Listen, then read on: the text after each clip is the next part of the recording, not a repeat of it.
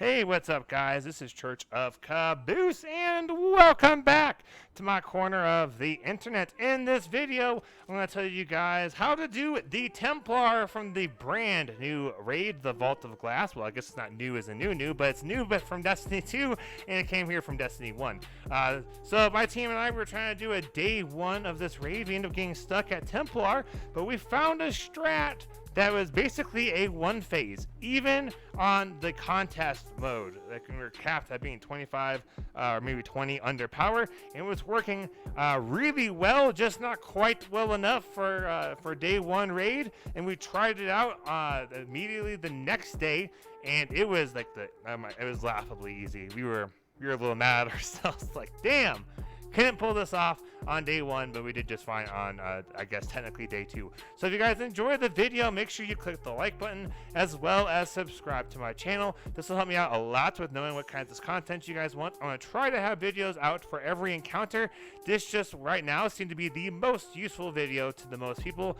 So I'll be looking for those other videos on the other encounters to come later. This is also was going to be done kind of via on stream, which is why I got my overlays and stuff like that. So I just wanted to kind of show you guys how my streams look like, because I do stream on YouTube Live. So now that we've kind of gotten the intro stuff out of the way, how do we actually do this encounter? Well, just kind of generically speaking, we're going to have, kind of like in Destiny 1, a relic. The Templar boss is going to spawn kind of like right around in here, but to start it off, you pick up the relic, which is that like blue looking little thing, shieldy deal, and you pick it up. Now you got a couple of things you can use it for. You can block some damage, although maybe it doesn't always work, but you can do like a shield thing. You can do light attacks, heavy attacks, and jump up and slam the ground. So how this encounter in general is going to work is you're going to have to use that relic for a lot of things. It's going to need to get super charged up, because you're going to have to use that super to take down the boss's shield. And don't worry, I'm going to show you guys all of this stuff. Like we're going to do like the full run through. It should be incredibly quick once we actually do it, so we're just going to take a little bit of time to explain it. To actually get to the part for where you can do damage, though, you have to destroy some oracles. You have to destroy a total of 3, and you have to destroy them in the order they spawn in. So I would suggest you guys do is when you kind of start this encounter, before you kick it off, you're like, hey, us 3, we're going to be kind of hanging out on left, and the other 3, we're like, hey, we're going to be hanging out on right. So here's just kind of where at least some of the spawn locations are at. It's usually pretty easy to spot from back there. On the right side, you got one that usually spawns here around on stairs. We got another one that usually spawns up around over in this little area. And then they can kind of appear back over here.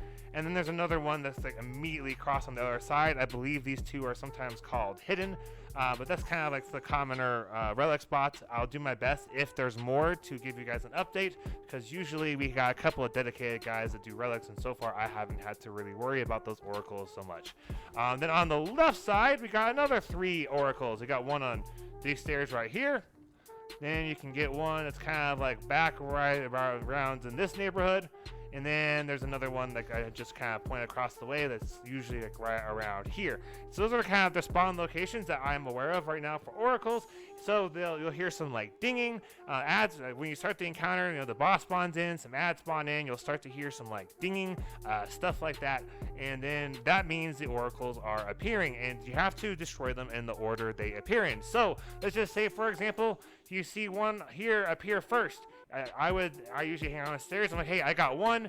Then maybe it appears on the right side on the stairs. That'd be 2. And then it appears on maybe over here, and that'd be 3. And you just have to destroy them in the order. So usually the easiest is like, hey, someone's like, I got 1. Someone's like, I got 2. Someone's like, I got 3. And it doesn't really matter who, but they all can smash it. Now this strategy I want to show you guys for the damage is going to be really useful for challenge mode, because from what I have found, at least one challenge is to defeat the Templar without anyone smashing an oracle they haven't already destroyed.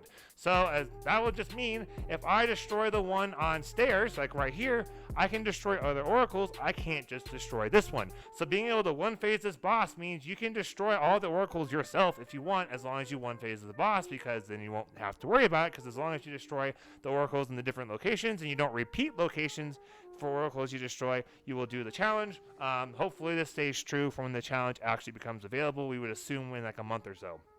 All right, now to actually do the damage part. So you've done all the oracles. You'll get a little thing on the bottom left that says something like the Templar accepts your realm or something of that nature, and then you're guys are going to all come back to over here, kind of by where this flag is at, like right in this area. And the person with the oracles like, hey, I'm going to destroy it in like 3, 2, 1. They smash the shield. The well is down, like right here. Like right here. And then you got divinity, and everyone is just plugging away on the boss. And then the whole time, the relic guy is running around, preventing the Templar from teleporting. As you guys will probably, or at least hopefully, be able to see when we actually do this, there's like rings around the map. Or I think it's just maybe one of them. It's kind of like a very obvious ring. It's like a little data, like Templar, like synth kind of a Vexy pad kind of looking deal. So the person with the relic just kind of goes, stands in it, and that once they charge up that little ring, that prevents the Templar from teleporting. So all your relic guy is going to be doing is running around blocking teleports. Now, while we're doing this damage, there will sometimes be these like little like orbs that you get trapped in. So you gotta make sure you destroy them, especially if your relic runner gets trapped in the orbs. That way he can get to the next zone in enough time, and then you'll be able to one phase. Now, the actual weapons and loadouts you guys should be using is you should have at least one well with Lunafaction boots, because that means then you know, your slugs and all that stuff have some range. I would also suggest doing something like a Vorpal sniper rifle if you have it. Now, think of this kind of like Tanics, but we need a little bit of range, because if your relic runner is out around the map and gets trapped, it's easier to snipe them than it is to shotgun them. So I'm doing a Heritage with Reconstruction Recombination. I have a Iron Banner sniper rifle that just happens to have all loading and Vorpal weapon, although I'm sure Frozen Orbit would work just as well. And then Anarchy, and of course Breach and Clear. That's going to make it where everything does more damage, and you don't even need to have Divinity when you do this strat, because the Breach and Clear kind of works just like Divinity, makes everything kind of like a crit. And so far, from my experience, it's actually not too bad to hit the crits with a sniper rifle or a shotgun, as long as you got that Breach and Clear going. Titans, if you want to make it even easier, run the Curious of the Falling Star, so you can Thunder Crash the big old bad boy Templar after you've put down some Anarchy, because you want to maximize your damage. So maybe you go Anarchy on the boss, Anarchy on the ground, Thunder Crash, and then rejoin your teammates with the rest of their damage. Now, it is worth knowing that ads and stuff spawn in, although it doesn't seem like it's that big of a deal when the contest modifier is off. We hardly noticed them. So maybe if you want, just one Anarchy on the boss, one on the ground, and as ads walk up, they'll get tagged. Now, of course, range will matter, so make sure you don't get too close to the boss, because he will stomp. And also, if you go too far back, if people are only running shotguns and Anarchy, they're going to have a harder time with the range. We find the sweet spot tends to be right around here on the bottom of the stairs for placing your well. It allows people to get kind of close if they want to, and for folks to back up. So now that we've kind of gone over like the weapons and the loadouts, now let's go ahead and just maybe just real quick talk about some Seepers. If you're a Titan, we already talked about that. Warlock, do Wells. Hunters, you could probably just do Celestial Nighthawk. I don't think it would matter a whole lot if you do anything else. But since the Star Eater scales, those boots are now enabled. So you could probably put those on for even more damage, but I'm not sure. I'm not a Hunter main, so you're going to have to let me know down below if it's better to do Celestial Nighthawk for one hit, or to do the Starfire scales or Star Eater scale exotic Hunter boots with one of like the 6-shooters or something. I don't know. You're going to have to let me know down below. I would assume Celestial Nighthawk would be better, but maybe not. Excuse me.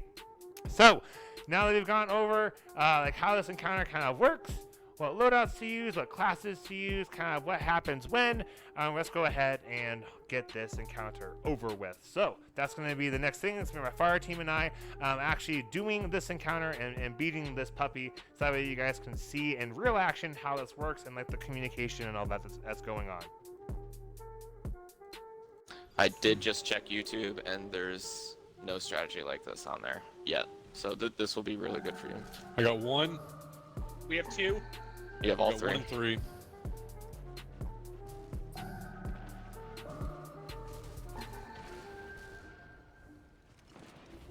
Let me know when 1's down.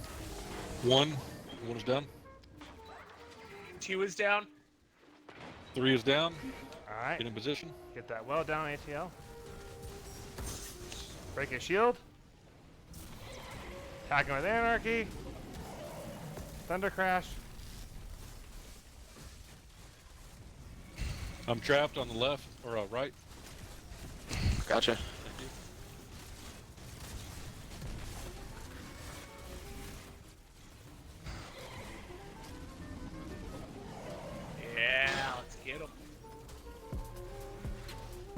Sells out in 2 seconds. It's fine. Probably. Keep the breaching clear going.